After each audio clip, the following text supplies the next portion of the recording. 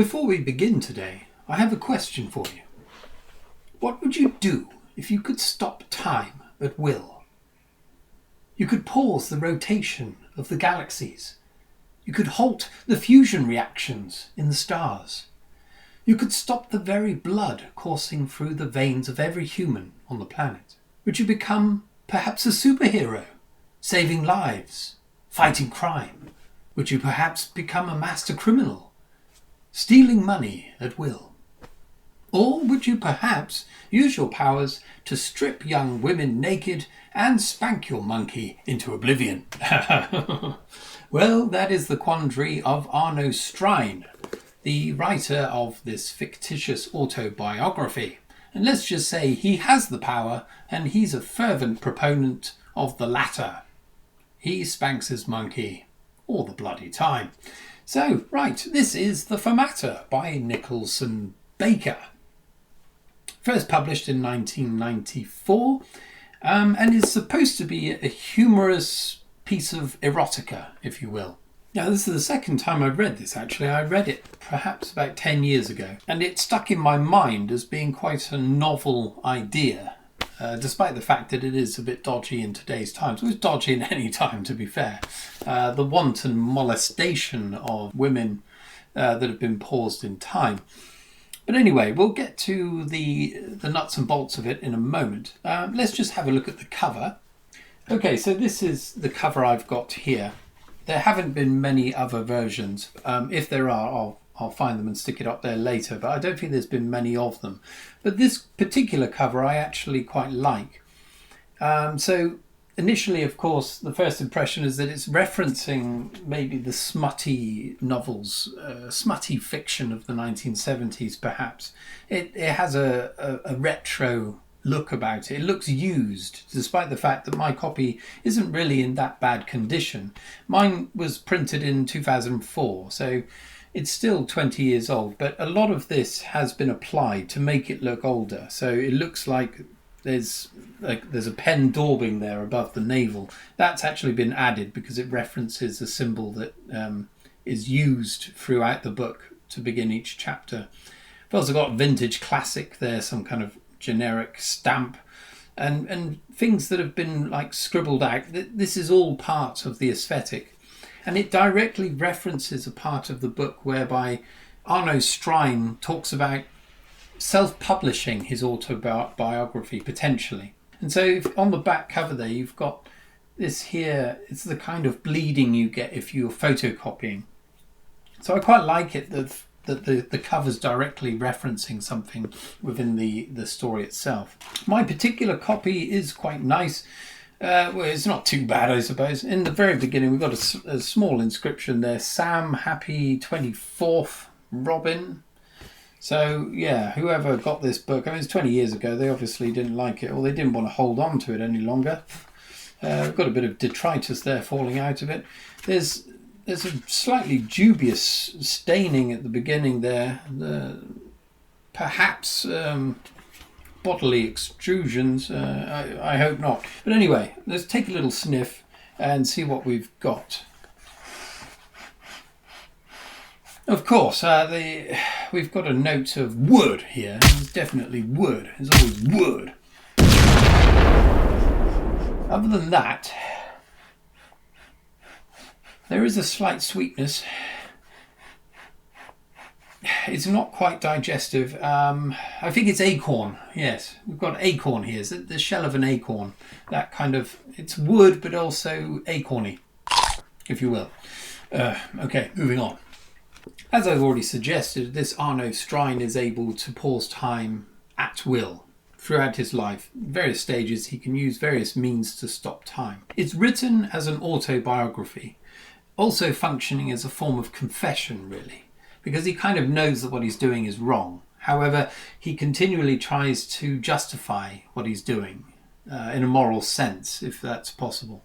The idea that because he's stopping time and doing whatever he's doing, his victims, if you will, are not aware of him at all, although there are some exceptions later on. He's working as a temp at various places in Boston, working as a stenographer.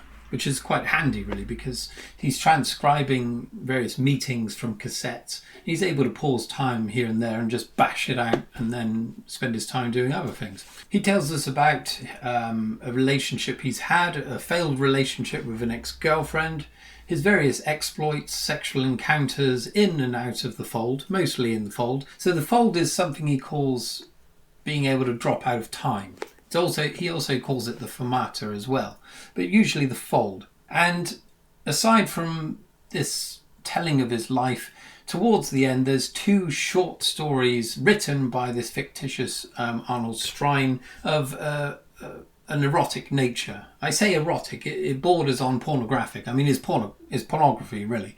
So that's pretty much it in a nutshell. And meeting another woman as well later on, and what happens with her. So that's more or less it in a nutshell. It's the telling of his life from kind of adolescence, first being able to drop into the fold, up to current times where he's lost his girlfriend and he's pursuing someone else in a slightly sinister way, it must be said. The first thing to say is that Arno is an incredibly introspective young man, constantly reflecting upon the world and his relationship to it, and of course to women. His prose are poetic. His appreciation of the female form is discerning and also concerning. It often reads like the musings of a psychopath, the kind of thing you might find in a discarded notebook in a sordid basement somewhere. It's so well written, so articulate, that it feels quite dirty to be reading it somehow. It feels wrong, if you will. And this power that he has to stop time, it would be terrifying for anyone to possess this, to know that someone possesses this. But in the hands of a complete horn-hound like Arno, it always culminates in something dirty, something sordid, something that will cause him to get his knob out and start whacking it off. It's disturbing, let's put it that way.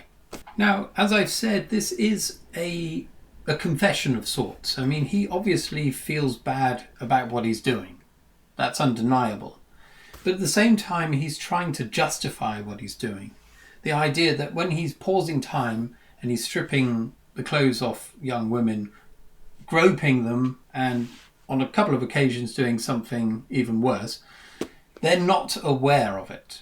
And so in not being aware, it never happened in terms of their observation of it.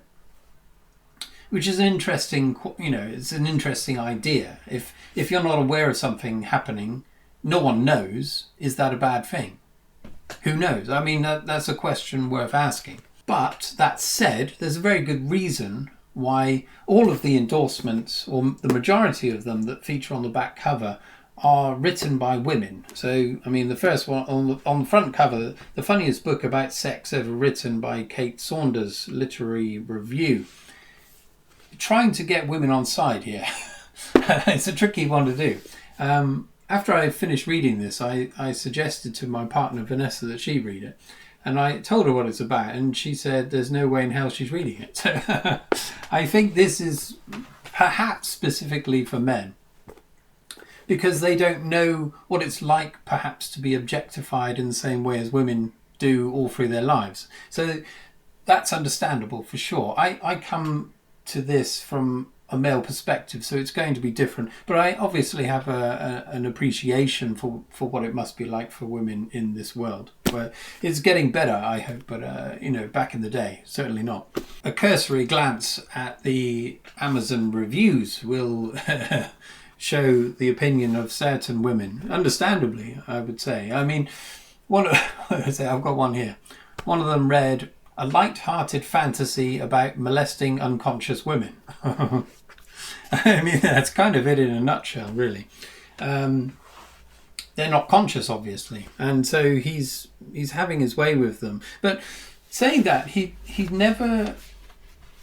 doesn't, getting graphic here, he doesn't penetrate them. But the two exceptions are, one of them, he he blows his beans across one of the young women's faces.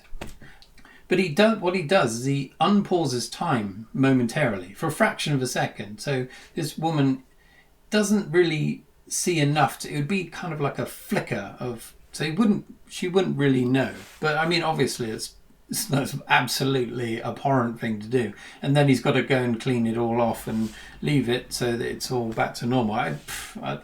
That crossed the line, that point. And there's another part later, before that actually, with his ex-girlfriend, where penetration is involved. She doesn't know it's him, but at the same time, it's very dodgy, decidedly dodgy. The humour side of it comes really in the form of Baker's use of language, specifically the use of language concerning male and female genitalia and the various acts of sexual intercourse that might be explored. His use of language is very clever, I must say.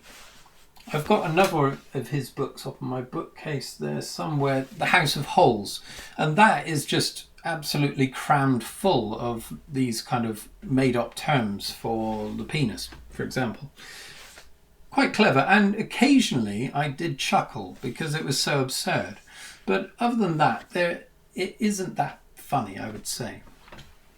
It does become slightly tedious at times, I must say. I mean, the amount of time he's masturbating is extraordinary. But also, when it gets to these two short stories I talked about, so he wants to, this fictitious character, Strine, Arno Strine, wants to become a kind of an erotic author. And so he's doing his amateur stories, and he has this idea that he's going to leave them in random places and women will pick them up and hopefully become titillated by them. And so occasionally he does that. He hides them, but then he can't resist the temptation of observing them reading these things. So that's kind of interesting as well. These stories are perverse. I mean, it's odd. It really. So there is eroticism throughout this, but these two stories really, they just read as pornography, really. And the second one centres on the use of. I'm not going to get into it. You can discover that for yourself. So one of the things I really liked about it was just the notion of being able to stop time itself. So the first thing to say is that the first time he manages to stop time, he uses the switch on his Scalextric set. He just he takes it with him to school, and he pauses time to freeze his teacher, who he's having feelings for. The first sexual awakening, if you will. Later on, he always loses the power, but he always finds another way of getting it back. So there's various means that he uses. One of them is a formula that he has to write every time he wants to stop time. Another one is pushing his glasses up onto his nose. Another one is just clicking his fingers. So that was quite interesting. There's more interesting ones that I haven't actually described. That was good. The other thing was the experience of inhabiting the fold. So the experience of being the only human or the only conscious sentient entity in the entire universe that's present in the moment. So as far as he knows, the entire universe has been paused at that point. And so he describes the absolute silence, the way air feels almost solid. You're almost pushing it away. The way light appears, the way he can't take photographs, for example. So because light is there, it's not shooting in real life. So a photograph won't develop in the same way as the traditional form of photography. And the way physics work. I mean, he's still able to, for example, pause time, get in a car and start driving. And there's a particularly mental scene whereby he's driving on a freeway in an American sense, doing 70 miles an hour or so. He pauses time and steps out onto the road. So the road is a blur around him, but he's able to inertia doesn't exist once he's stopped time, obviously. He's doing something, he's trying to woo someone, if you will.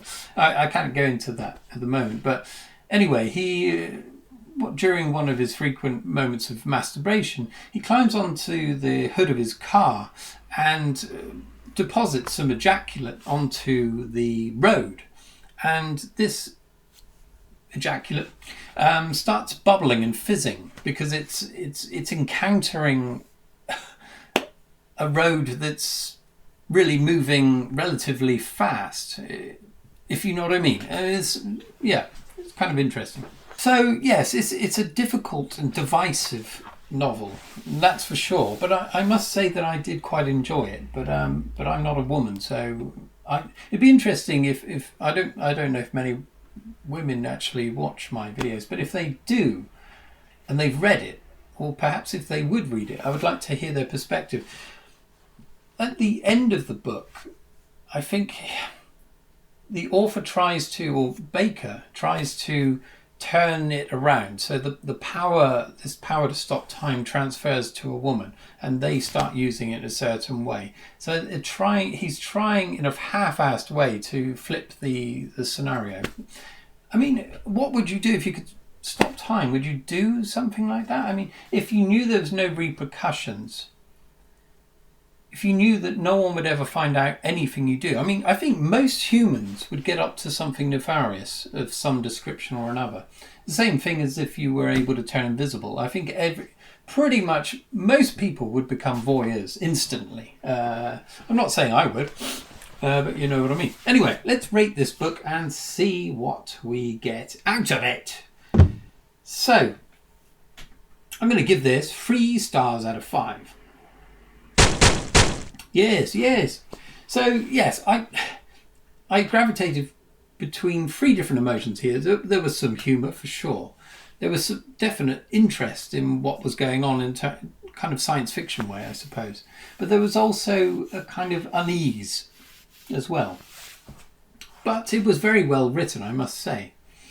Even so, the type was so bloody tiny. So anyway, I'm going to give that 3. I wouldn't give it any less, and I would hesitate to give it any more. But there we are. That's fine. Okay, that's fine. My planning for this channel is an absolute shambles. I was hoping to do a Halloween kind of review. I know I asked a couple of you for, I know Paul Owens and Chris Cullen, I asked for suggestions. So I'm halfway through reading Bird Box, which I'm going to review soon. And upon Chris Cullen's recommendation, I've bought 47 books by, Dennis Wheatley. So there was a job lot I saw on Facebook Marketplace. As it happened, it was up near where my brother lives in Reading, and so he was able to meet and do the transfer of books. I think 8 of the books are horror related. Those are the ones I really wanted. The rest of them I think is just absolute. I just don't know anything about them, but the covers kind of pull my soul out of me. It doesn't look very interesting, to be honest. But there's another book on kind of Satanism or something that looks quite interesting, a non-fiction book. But anyway, I'm going to do a book haul soon and we'll go through some of those. There's no way I'm sniffing all of them because I will probably perish. Not least of which because there's probably satanic juices on them. But anyway, let's leave it there. Thank you for watching my review if you have. Hopefully I've edited this heavily because I've been rambling like a bastard. So let's leave it there. Cheerio, thank you, and cheerio.